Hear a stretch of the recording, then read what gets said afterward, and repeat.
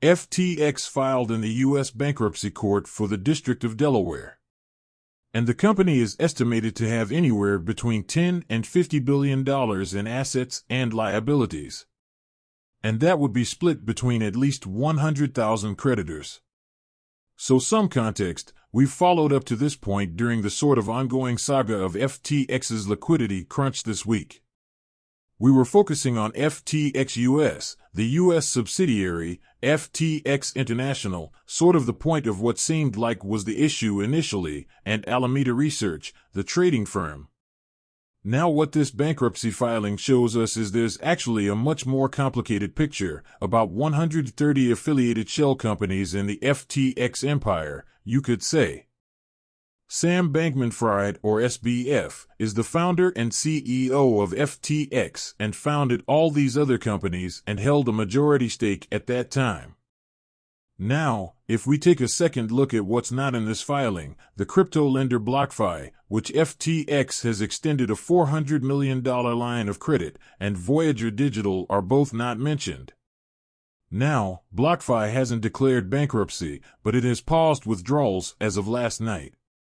Voyager Digital is bankrupt, but they were expecting a buyout or, sort of, in the process of figuring out a buyout of customer assets for about the tune of $1.4 billion from FTX. And you have to assume that something like that is compromised at this point, being that FTX has declared bankruptcy. So there's a lot of investors, equity investors, retail investors on the platform, and of course, FTX employees, who were all also involved. And they will likely show up as creditors, to some extent. So that's what we have now. There's still a ton of questions left unanswered. But now that we have the bankruptcy process, we are going to have a lot more eyes into what was going on at FTX in terms of their balance sheet hole that sort of led to this problem.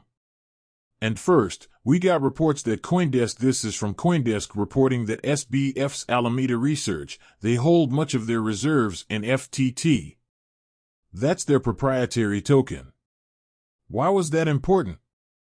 Because when you pile leverage on top of leverage and it's not disclosed, well, that rug can be pulled, and that's what happened. Secondly, on November 6th, so this is basically over the weekend, CZ over at Binance saying they will sell its FTT holdings. And CZ and SBF, well, they were trading barbs on Twitter. And if we advance a couple of days later, Binance offers to buy FTX. FTT plummets by 75%.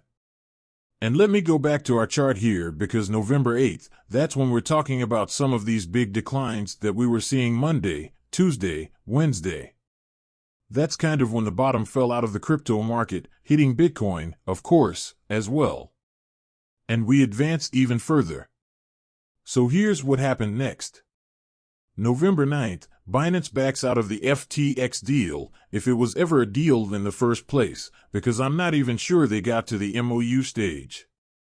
But the SEC and the CFTC, they begin their investigation of FTX, Alameda. And Crypto.com, they halt withdrawals. They disabled borrowing out of an abundance of caution. Well, that's another bad sign. And now we're getting towards the end here, towards the present day.